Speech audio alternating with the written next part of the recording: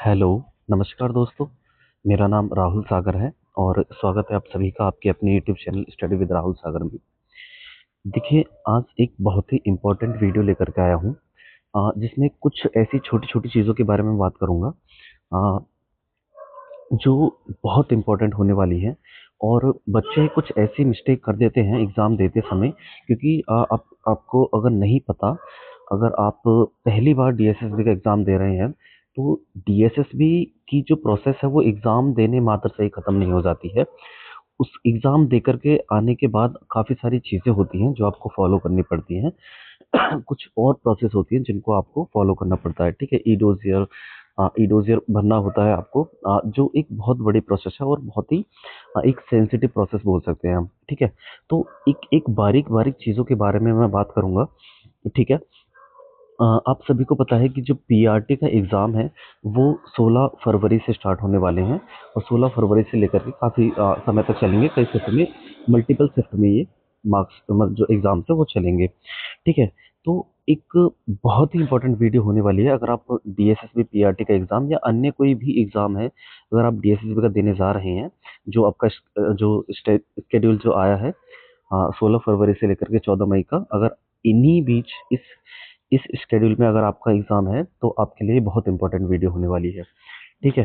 तो चलिए, वीडियो की शुरुआत करने से पहले ना आपसे एक छोटी-सी रिक्वेस्ट है। अगर आपने अभी तक हमारा चैनल सब्सक्राइब नहीं किया है, तो प्लीज़ चैनल को सब्सक्राइब कर लीजिए और बेल आइकन को प्रेस कर लीजिए, ताकि जो हमारी आने वाली अन्य वीडियो की अपडेट्स हैं, वो आपको आसानी से मिलती रहें। तो चलिए दोस्तों, एक लास्ट में एक और पॉइंट है जो बहुत ज़्यादा इम्पोर्टेंट है, जो अक्सर लोगों के द्वारा, जो कैंडिडेट्स होते हैं डीएसएसबी के, उनके द्वारा ये एक कॉमन मिस्टेक है, जो मैं आपको लास्ट में बताऊँगा।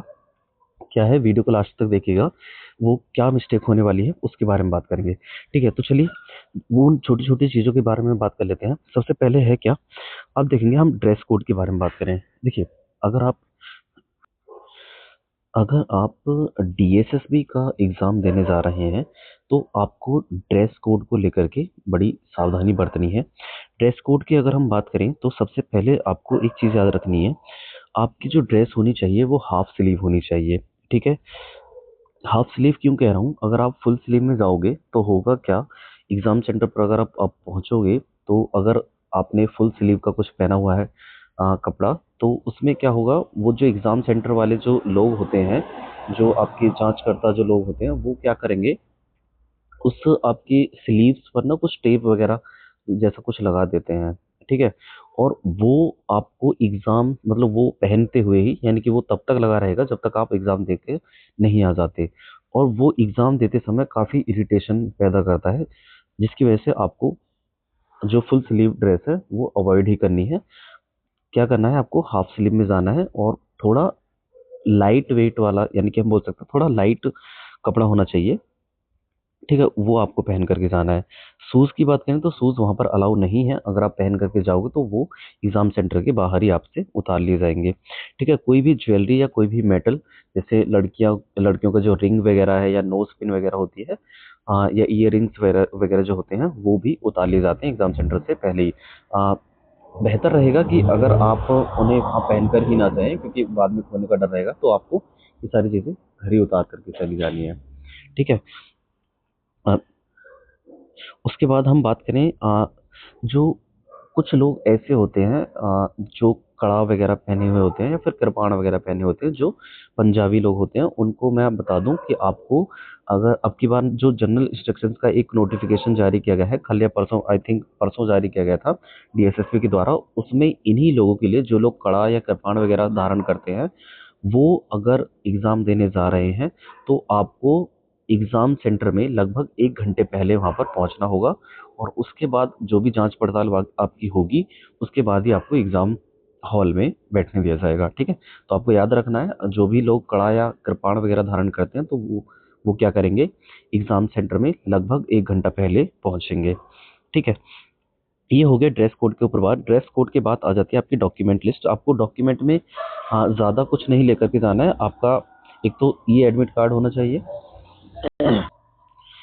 आपका एडमिट कार्ड होना चाहिए, और साथ ही साथ एक ओरिजिनल आईडी प्रूफ आप लेकर के जा सकते हैं, या तो आपका आइडेंटिटी कार्ड होगा या आधार कार्ड होगा, ये ऐसा आधार कार्ड ले जाइएगा, जो सिंपली सभी का होता ही है। आप आधार कार्ड ले जाओगे और आपका ई एडमिट कार्ड, ये दोनों ही चीज़ें इनफ रहेंगी आपके एग्ज़ाम हॉल के लिए, ठीक है। और हो सके तो आप एक या दो पासपोर्ट साइज फ़ोटो भी ले जाना, ठीक है ना। उसके बाद हम बात करेंगे टाइम की। तो आपको टाइम की अगर हम बात करें तो रिपोर्टिंग टाइम, आपका जो ये रिपोर्टिंग टाइम है होता क्या है, ये रिपोर्ट करने का टाइम होता है वहाँ पर, मतलब वहाँ पर पहुँचने का समय होता है ये, जो आपके एडमिट कार्ड में दिया हुआ होगा कि इतने समय पर आपका रिपोर्टिंग टाइम होगा, इतने समय पर एंट्री होगी, ठीक है ना। इस समय के अकॉर्डिंग ही आपको पहले ही पहुँच जाना है, मतलब लगभग 30 मिनट पहले आपको वहाँ पर पहुँच जाना है रिपोर्टिंग टाइम से ही। देखिए एक चीज़ मैं आपको बता दूँ, अगर आप 30 मिनट पहले ना पहुँच करके अगर आप और पहले पहुँच जाओगे तो बेहतर रहेगा, क्योंकि पता नहीं है एग्ज़ाम इससे पहले क्या चीज़ें घट जाती हैं। ठीक है ना। तो मतलब कहने का मेरा ये है कि बिना किसी अ, असावधानी बरते हुए आप तो पहले ही पहुंच जाना, ठीक है। कोई लगेज की फैसिलिटी एग्जाम सेंटर हॉल के अंदर नहीं होती, अगर होती भी है तो वो आपके रिस्क पर होती है। मतलब कहने का ये है कि आप रख सकते हैं वहां पर, अगर आपका कोई भी सामान चोरी वगैरह हो जाता है तो उसके लिए जिम्मेदार नहीं होगा एग्जाम एग्जाम का जो सेंटर है वो, ठीक है। हाँ, होता क्या है, मेरा जो अ, अभी जो एग्जाम हुए थे रिसेंटली डीएसएसपी के द्वारा जो कराए गए थे, उनमें मेरा भी एग्जाम था। आदर्श परीक्षा केंद्र आई थिंक सेक्टर 64 था। वहाँ पर मेरा हो गया था सेंटर। तो वहाँ पर क्या था, कुछ लोग ऐसे थे बाहर जिनके द्वारा ये बैग बैग फैसिलिटी, बैग को रखने की फैसिलिटी प्रोवाइड कराई जा रही थी, और वो कुछ पैसे ले रहे थे, लगभग 50 रुपए के आसपास वो पैसे ले रहे थे। और उनकी थोड़ी मतलब वो ज़िम्मेदारी के साथ रखते हैं, ठीक है। तो अगर आपके सेंटर के पास अगर ऐसी सुविधा है तो आप वहाँ पर भी अपना सामान वगैरह रख सकते हैं, या फिर अगर आपके साथ कोई भाई-बहन या कोई आपका फैमिली रिलेटिव वगैरह जा रहा है तो आप तो और ही अच्छी बात है, ठीक है। वहीं पर हम बात करें टाइम मैनेजमेंट की। देखिए, इस चीज़ को लेकर के थोड़ा ध्यान से सुन लीजिएगा। अगर आप एग्ज़ाम देने जा रहे हैं, डीएसएसपी के अलावा जो भी बोर्ड होता है या कोई भी अन्य एग्ज़ाम होता है, वहाँ पर टाइम का इतना इश्यू नहीं होता। लेकिन मैं डीएसएसबी की बात करूँ तो यहाँ पर जो सबसे बड़ा जो प्रॉब्लम होती है वो टाइम मैनेजमेंट के साथ ही होती है। जिस कैंडिडेट ने टाइम को मैनेज डीएसएसबी के एग्ज़ाम के अंदर कर लिया, मान लो उसकी गंगा पार हो गई, ठीक है? तो आपको टाइम को बहुत अच्छे तरीके से मैनेज करके चलना है। देखिए, होता क्या है टाइम मैनेजमेंट, मतलब अगर मैं एग्ज़ाम की बात करूँ तो पहले रीज़निंग खोलेगा, रीज़निंग के बाद आपका आई थिंक जीएस वाला पोर्शन होगा, और जीएस वाले पोर्शन के बाद मैथ, और मैथ के बाद इंग्लिश, और इंग्लिश के बाद हिंदी खुलती है, ठीक है। तो ये जो रीज़निंग और जो मैथ होती है ना, ये बहुत ज़्यादा आपका समय ले जाती है। तो आपको ये ध्यान रखना है कि इसको इतना समय नहीं देना है। अगर कोई क्वेश्चन नहीं आ रहा तो उस पर अटके ही नहीं रहना है। आता है, ठीक है, अगर नहीं आ रहा तो ईगो को साइड में रखकर अपने को आगे बढ़ जाना है, ठीक है ना। कुछ मतलब लोग ऐसे होते हैं, आता सभी को है, जो डीएसएसबी है वो इसका जो जनरल पेपर होता है उतना हार्ड एग्जाम नहीं होता है, या उतने हार्ड क्वेश्चंस नहीं होते हैं। तो मतलब कहने का यह है कि सभी कैंडिडेट्स होंगे जिनके पास इन क्वेश्चंस को करने की एबिलिटी होगी, बट टाइम के साथ जो क्वेश्चंस को सॉल्व कर लेगा वो ही एग्जाम को पास कर पाएगा। तो आपको ये चीज़ याद रखनी है, समय बहुत ज़्यादा इम्पोर्टेंट है। अ, हर एक मिनट, हर एक सेकंड आपके लिए बहुत ज़्यादा इम्पोर्टेंट होने वाला है। टाइम मैनेजमेंट बहुत याद रखिएगा, क्योंकि कुछ लोग ऐसे होते हैं, वो लास्ट वाले पोर्शन तक पहुँच ही नहीं पाते हैं। हाँ, अगर आपका पीआरटी का एग्ज़ाम है, तो आपको 100 नंबर का तो जनरल पेपर होगा, जिसमें रीज़निंग, जीएस और मैथ, इंग्लिश और हिंदी, इनका देखो सीक्वेंस भी किस तरीके से है। जो जो इजी इजी जो सेक्शंस होते हैं वो थोड़ा बाद में दे रखे हैं, और जो हार्ड है वो पहले ही दे रखे हैं, ताकि आपका समय जाया चला जाए, ठीक है ना। तो आपको फोकस करके चलना है, और जितना जल्दी हो सके उतना पेपर को सॉल्व करने की कोशिश करना है। देखिए, हाँ, एक चीज़ मैं आपको बता देता हूँ, जो रीजनिंग और जो मैथ वाला पोर्शन है, आपको करना क्या है, पहले लगभग 1 या 2 घंटे पहले पहुंच जाना एग्जाम सेंटर के एग्जाम सेंटर के पास, और वहां पर जा करके एक छोटी सी जगह जहां पर भी आपको खाली मिले, वहां पर बैठ करके उन क्वेश्चंस को सॉल्व करना, जो पीवाईक्यूज वगैरह हैं उनको सॉल्व करते चले चले जाना। उससे क्या होगा, आपका जो फ्लो है वो बन जाएगा क्वेश्चंस को सॉल्व करने का, ठीक है। तो आप जब जब एग्जाम सेंटर में एंटर करोगे तो वो बहुत ज़्यादा हेल्प करेगा आपका, है ना। तो ये चीज़ आपको याद रखनी है, वहाँ पर एग्ज़ाम सेंटर के बाहर 1-2 घंटे पहले चले जाओ और रीजनिंग और मैथ के क्वेश्चंस को सॉल्व करने लग जाओ। उस उससे फ्लो बन जाएगा आपका। ठीक है। और एक चीज़ और थी। हाँ, हाँ, एक चीज़ और याद रखिएगा।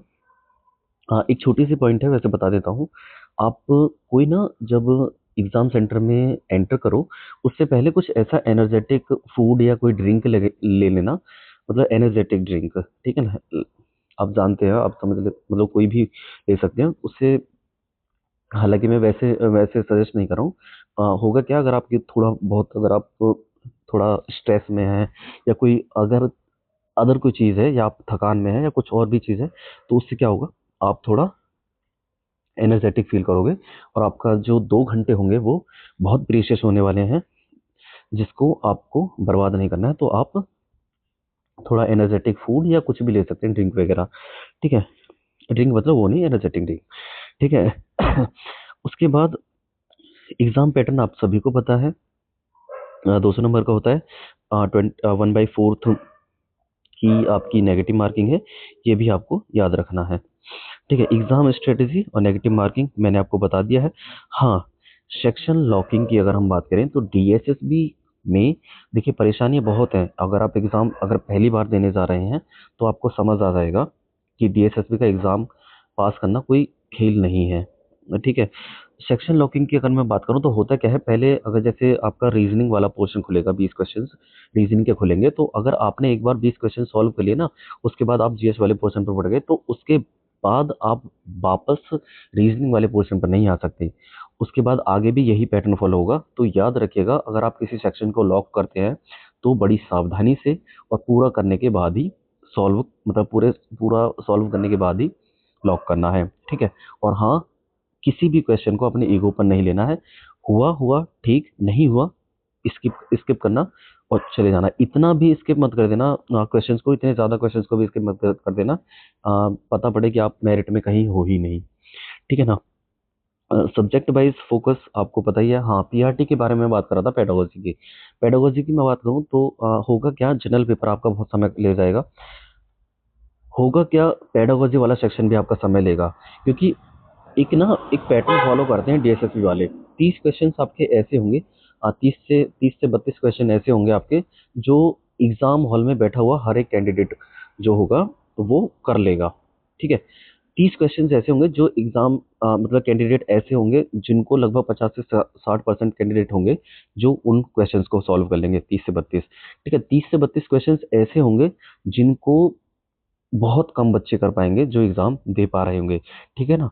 तो उन्हीं क्वेश्चंस को आपको देखना है, कहाँ पर ऐसे क्वेश्चंस है जिनमें समय लग रहा है। क्योंकि पेडागोजी में ऐसा तो है नहीं भी आपने पढ़ा और टिक कर दिया, थोड़ा उसमें माइंड लगाना पड़ता है, सोचना पड़ता है, चीज़ों को रिकॉल करना पड़ता है। ठीक है ना? तो बेसिक से बेसिक गलती ना हो सके, इसका भी हमें याद रखना है, ध्यान रखना है। ठीक है ना? पेडागोजी वाले सेक्शन को भी आ, ऐसे ही नहीं टिक करते चला जाना है। ठीक है। उसके बाद हाँ, जो लास्ट में चीज़ बतानी थी मुझे, जब मैं एग्ज़ाम देकर के आया था तो काफ़ी सारे बच्चों का ना एक बहुत बड़ा इश्यू बन गया था ये। ये जो एडमिट कार्ड था जिसको आप लेकर के जाओगे एग्ज़ाम हॉल में, तो उस पर ना अपने इन्विजिलेटर के साइन करवा कर के लाना। क्योंकि ये जो आपका एडमिट कार्ड होगा, ये अपलोड होगा कब, जब आप ई डोजियर की मेरिट को क्रॉस कर जाओगे, यानी कि ई डोजियर की कट ऑफ में आ जाओगे। ठीक है ना? तो वहां पर आपको admit card with invigilator sign आपको अपलोड करना होता है। और ये बहुत बड़ी प्रॉब्लम है। जो बच्चे हैं वो आते हैं एग्जाम सेंटर से बाहर निकले और अपना एडमिट कार्ड वगैरह फेंक देते हैं, क्योंकि बाद में भी निकलवा सकते हैं या फिर एक्स्ट्रा रख लेते हैं, तो उससे काम नहीं चलेगा। विद इन्विजिलेटर साइन आपके पास आपका एडमिट कार्ड होना चाहिए। ठीक है ना? ये बहुत ज़्यादा इम्पोर्टेंट है। हाँ, ऐसा नहीं है कि आपके पास अगर एडमिट कार्ड नहीं है, इन्विजिलेटर के साइन किया हुआ, उसके बाद नहीं होगा, दिक्कतें आएंगी। लेकिन उसके बाद ना कुछ प्रोसेस होती है, एफआईआर वगैरह करानी पड़ती है, कुछ और चीज़ें फॉलो करनी पड़ती है, उसके बाद भी आपका जो ई डोजियर है वो फिल करना होता है, या फिर आपके बाद की जो प्रोसेस होती है वो चलती है। ठीक है ना? तो आप बिना गलती किए हुए ही, मतलब शुरू में ही मैं आपको सावधान कर रहा हूँ कि आपको अपना एडमिट कार्ड विद इन्विजिलेटर के साइन आपको बाकायदा घर ला करके रख लेना है, जो आपका काम करेगा ई डोजियर की जब फाइल अपलोड होगी उसके समय पर। ठीक है। हाँ, एक चीज़ और, अगर आपको लगे कि हाँ मेरा एग्ज़ाम अच्छा गया है, तो आपको करना क्या है, जितनी भी आपकी मिस्टेक्स हैं, आपके डॉक्यूमेंट्स में या किसी और चीज़ में, तो आपको सभी उन मिस्टेक्स को बिफ़ोर ई-डोज़र की कट ऑफ आने से पहले, यानी कि बिफ़ोर ई-डोज़र कट ऑफ, पहले ही उन सभी चीज़ों को, उन सभी मिस्टेक्स को सॉल्व करा लेना है, उनका सॉल्यूशन जल्द से जल्द करा लेना है। ऐसा नहीं है कि चीज़ें नहीं होती हैं बाद में भी, होती तो हैं लेकिन बहुत ज़्यादा प्रेशर होता है, आपके पैसे खर्च हो जाएँगे क्योंकि छोटी-छोटी चीज़ों को जब करने के लिए आपको जब बहुत बड़ा अमाउंट देना पड़ेगा तो दिक्कतें आएँगी, ठीक है? इधर-उधर जाना पड़ेगा, तो आपको ये सारी चीज़ें पहले ही कर लेनी हैं, ठीक है? तो ये सारी चीज़ें हो गई जो आपको ध्यान रखना है। अगर आपका कोई भी क्वेश्चन है या आप कुछ पूछना चाहते हैं कि किस तरीके से क्या करना है, मतलब आपकी कोई भी क्वेरी हो सकती है, तो आप अपना जो भी क्वेश्चन है कमेंट सेक्शन में लिख सकते हैं। मैं उसका कोशिश करूँगा जितना जल्द से जल्द अ, आंसर दे सकूँ, ठीक है? अगर आप मुझे पर्सनल मैसेज करना चाहते हैं तो मैं आपको ये नंबर दे रहा हूँ। आप इस पर मेरा पर्सनल मैसेज भी कर सकते हैं। आपकी कोई भी क्वेरी है 7983401982, ठीक है? आप इस पर मैसेज कर सकते हैं। तो चलिए दोस्तों, ये हो गई हमारी आज की वीडियो। आई होप आपको वीडियो पसंद आई होगी। वीडियो पसंद आई है तो प्लीज़ वीडियो को लाइक, शेयर और हमारे चैनल को भी सब्सक्राइब कर लीजिएगा, ताकि जो हमारी आने वाली अपडेट्स हैं, उनको आप आसानी से देख सकें। चलिए दोस्तों, थैंक्स फॉर वॉचिंग।